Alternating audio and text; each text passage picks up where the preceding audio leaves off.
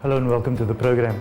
Now, recently, the community of Cape Town has lost an iconic figure in the world of radio broadcasting. Munadia Keraan passed on after a long illness. Obviously, she's left a legacy behind. This iconic figure was known throughout South Africa and beyond. We chat to Shafiek Morton, a close friend and senior colleague, about her life and her time at the Voice of the Cape. Mr. Morton, welcome to the program. I find only a pleasure. Now, recently, you know that we've lost a stalwart in media and someone that was obviously connected in very much ways to the Voice of the Cape and yourself as a personality, Munadia Keraan. When the name Munadia Keraan comes to mind, what is it that you first think of? When I first hear Munadia Keraan's name, the first thing that I think of is a whirlwind of energy. She was a person, I actually got tired sometimes just watching her work. She was a person who really rolled up her sleeves and got stuck in no matter what the problem, no matter what the job was, no matter what the story was. And that was the ethos at Voice of the Cape. She would come in like a roaring wind in the morning, and sometimes late at night she'd still be behind her desk updating the website, editing stories, sending SMSs to reporters, talking to management people, doing her other job, which was in finance. So here was a person who 24/7 was dedicated to what she did, and it was always busy, busy, and more busy. For someone to inherit that amount of work, I would say inherit, because I know how these media operations work. Obviously, Munadia had to be there for a very long time. When did it all start with her? Well, she first came to Voice of the Cape in 1995, and that was the first broadcast of this radio station during Ramadan. It was a special events license, and myself and Munadia were two people that were on the first news team, and she was one of the reporters. She did not come on board permanently when the station opened permanently in 1995, but she was basically a freelancer. And she came full-time at Voice of the Cape in 2000. I stepped down as news editor, and she stepped into my shoes, and nothing remained the same ever since. She also took on the role of a program manager along the line as well, and her greatest love, the website, which she developed from about the early 2000s. The website was basically a baby, but she did so many other things. She was a presenter as well, a very good presenter. She could do a serious news program. She could go out and do a community program. She was also fully fluent in English and Afrikaans, a fully rounded media personality. Do you believe that a large part of Munadia Keraan's personality, having fused with that of the Voice of the Cape, is one of the reasons for the success of the Voice of the Cape as a brand itself? Absolutely. In fact, I would go so far as to say that Munadia Keraan was the brand. When I remember her, apart from her energy, I will always remember her and Voice of the Cape at exactly the same time. And I mean, her input was beyond that of one person. When I think of the things she did, news editor, program director, running shows, phone-ins, that kind of stuff. I mean, she was doing the work of about 4 or 5 people. So, with going forward, and 95 is there, there's various issues and challenges that went along. I recall the licensing matters and the reapplication for licensing. Was she involved in all of those things also? Yes, she was also involved in that too. In fact, it's difficult to find something that she wasn't involved in. I think the only thing she didn't do was make the coffee. Speaking about the coffee, Munadia, on the side, here we've got the job description. You told us all the type of things she was doing at the station, but during the lunch hour, what was happening? How was Munadia? What type of person was she? As viewers and as listeners of the radio station, one doesn't get that aspect of somebody. You don't know the person behind the person actually. So who was Munadia? That's an interesting question, because lunch hour for her was basically eating Nando's on the run. But the times that I think I got to know her was after the drive time show. We would end at about 6 o'clock. Then the station would be quiet and there'd be very few people in the building, and she'd still be there brainstorming and trying to think of something. And then we would sometimes sit down and chat about the media, chat about Voice of the Cape, and that's where I got to see the other side of Munadia. She is a very intelligent person. She is a very sensitive person, although she had to put on a very, very strong face, being a woman in a man's world, as it were. She was also an intensely private person, and she even said that although I have a public personality, There's a side of me that is private, and she actually managed to keep it private. But she was very fond of her family. She never married, but often her nieces and nephews would come to the station, her family. And her family, I think, in many instances was her pillar of strength, and was also something that I think gave her that human energy, basically. How has things changed since her demise? I know that you spoke about this huge bundle of energy, and when that is taken away, there's obviously a vacuum. How is the Voice of the Cape coping with that at the moment? It's not easy because she did so many things, and she was also not scared to make decisions. A lot of decisions got made, and she had the guts to stand by them. But the good thing about Munadia, she's left a legacy. And that is one thing that I think we should be grateful for and we should be proud of. And the one legacy she's left behind at Voice of the Cape is the website. It's a very curious beast, our website, because it's not a normal radio station website. It has feature stories, it has photographs, it has elements which your normal radio station website doesn't have. I know that our news team, they're struggling they can't, in fact, it's difficult to get into her footsteps, but that's what they're trying to keep up, that legacy, that kind of example. And she also taught a lot of people as well. There are lots of journalists working in mainstream media who were under Munadia's wing. We've got Tasneem Adams, our news editor. She was with Munadia for many years. So I would proudly say that her legacy is quite safe. You spoke about the family. On the family front, have you been getting any news as to how they are coping with her passing? I know that there was some level of preparation in terms of she's been ill for a while. But before going to the family, perhaps tell us about her illness. What part do we know in terms of, we know that she's had cancer, but that road and that journey, and as a friend and as a colleague, how did that affect you guys? Well, it was very difficult, but she didn't make it difficult for people around her. Her fight against cancer was a very brave one. It was a very long one. In fact, many people say that she should have passed away a long time before she did, but credit to her fighting ability and the fact that she said she had things to do and she wanted to get them done.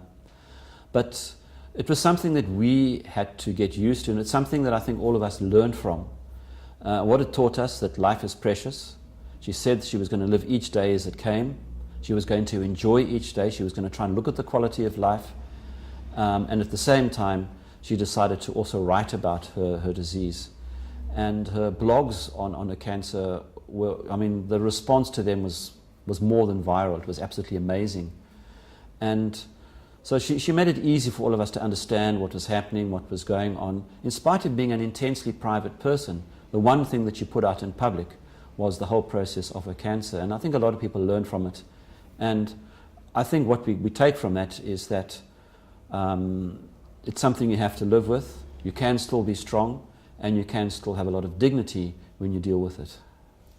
I've been following the blog now and then, and I picked up that she was pushing out this story about the fact that she wasn't ready, she still had a lot of things to do. Right. The fact that she said that, do you think that somewhere deep down, and it's something that you guys might have picked up on, do you think that deep down she knew that, or she prepared somehow to leave? She actually said that it's in Allah's hands. Everything is. But what is so interesting was that right until the end, the laptop was on her bed, she was doing the website, she was still communicating, and a few days before she passed away, her phone fell silent. For the first time in my case, first time I can remember, for something like 18 years, her phone was off. And when her phone went off, I think all of us... Totally off? It was switched off. Okay. You couldn't call her, you couldn't communicate with her. Then we kind of felt this has to be something significant. And 3 to 4 days later, she fell into a coma. And apparently, just before she passed away, she sort of sat up, said a kalama shahada, and then passed away. So she came out of the coma at that time? That's what we've been told, yes. I've heard some people saying that the mother has related that story. Speaking about the mother, from your point of view, and you've obviously met the family, how are they doing at this stage? Look, it's very difficult for them. I mean, Munadia was only 47 years of age. She still had so much to offer. Allah took her away. Allah knows best. It's difficult for them. She was the one of 3 children. She was the youngest of 3 children. her father, Munadia Keraan, very well known in the community, one of the stalwarts of the community. Grown up in that environment. Absolutely. I mean, Munadia, I think one of the good things for her from the family that she came, she understood community the minute she came into Voice of the Cape. But her family, I think it's been very hard for them. They are a private family, and I think they are dealing with it, together as a family. But I know that in that house, they're going to miss her laughter and they're going to miss her presence. Going back to 1995, when all of this started, and the Voice of the Cape and its relation with Munadia, do you think that Munadia, after all these years, has pioneered certain areas of Islamic media as a whole in South Africa? I know that there are some level of media convergence that goes on between television, radio and news. But do you think she played an overall picture with regards to Islamic media in South Africa? No, absolutely. I mean, it's no, I would say that, the word icon can definitely apply. As a woman, she pioneered women's issues on radio. She went where many angels feared to tread. She took the heat for it as well. She dealt with issues such as homosexuality, the whole marriage scenario, divorce, and a lot of social issues that many people were just too timid to deal with, and she took them face on, head on. I remember this one incident, I don't know if you heard about this incident when I came to record here. That was the last time I came to film here, because Munadia always said that I would rather come out and do an interview with you. And here's the reason why. Being upstairs at some stage, there was some lights that were standing next to Munadia. I was doing a profile on her because we had this relation where when I went onto television, she always did interviews with me to try and assist me to get that profile going. And there was this one day where Munadia was sitting, there was a light on the left-hand side which started catching on fire. And as I looked at her doing the interview, I saw this flame next to it, and I said, I need to stop the interview. And she said, why? And I said, the light next to you is burning. And we ran out of the room. It was somewhere upstairs. And from that day, we always teased each other, and she said that I would rather come do interviews with you outside the office before you burn the Voice of the Cape down. And if only she should know I'm here on my second interview now that she's gone. So, well, nothing is burning. Yeah, yeah, of course. But I mean, that is typical of Munadia. I mean, focusing so hard on the job, Yeah. the building's burning, as you say. Why? We've got a job to do. That's her. Yes, correct. That's her. With regards to achievements out there, awards and that sort of thing, how is Munadia fared? She did very well. In fact, she won, I think it's a 2009 Vodacom Journalist of the Year award in the community category. And that was for her work on the issue of Muslim marriages. It was a national award, and a very proud moment for her family, and of course for Voice of the Cape, and I think for Muslim journalists, because Muslim journalists were now winning things out there in the mainstream. Mr. Morton, now it's not all about media and the job. Sometimes there's a person behind everything. And I tried delving into that a bit earlier on, but I want to go a bit deeper into that. Apart from the media aspect and the relationship that you share, tell us a bit about the behind the scenes things, about the moments that you remember, the good times, the bad times, the sad times. I mean, the good times, I think, were when at Voice of the Cape, being in the media, people love eating in this very room, people sitting around and eating and relaxing, and the jokes that were going on. And also, she had a sense of humor. And her sense of humor was a community sense of humor, because I would say she would make a joke in English and laugh in Afrikaans. And that was Munadia, basically. She enjoyed a laugh like anybody else. And she had this jolly side to her personality, which was infectious. And people would immediately relate to it. And that's the side that I remember. I also remember seeing her in some very difficult times when people in the community were really getting down on her for the issues that she was trying to focus. And the one thing is, I never ever saw her cry once, not once. And I sometimes wonder how hard it must have been for her, and how difficult it must have been not to show any emotion when the heat was on. But that was her, very, very strong and very determined, to make sure that she would get through all these challenges. But I never saw her cry once. That's really interesting, because somewhere down the line, I know that she had to have a passion for what she's done, and she's exposed lots of issues in the community to make the lives of others better, being a voice for those that don't have a voice. But at the same time, I suppose one needs to be strong to do those kind of things and hide away your own inhibitions to be able to be a voice for others. Yeah, I think compassion is also about strength. If you get emotional about everything, you're not going to get anything done. I mean, another famous person in our community, Dr. Imtiaz Suleiman, says that, you know, when he's in a crisis, he says people might think he's cold, but he says you have to think your way out of it. He said, of course you feel what people are feeling, but if you don't keep your thoughts together, you're not going to survive. 100%. I think you need to be clinical about the way you handle things, where the community is involved at the same time. In conclusion, if Munadia was here today, what is it that you tell her? No, I would tell her, well done. Carry on and well done. You know, I think you mentioned before the interview, too often we give people verbal wreaths. We recognize them after they've gone.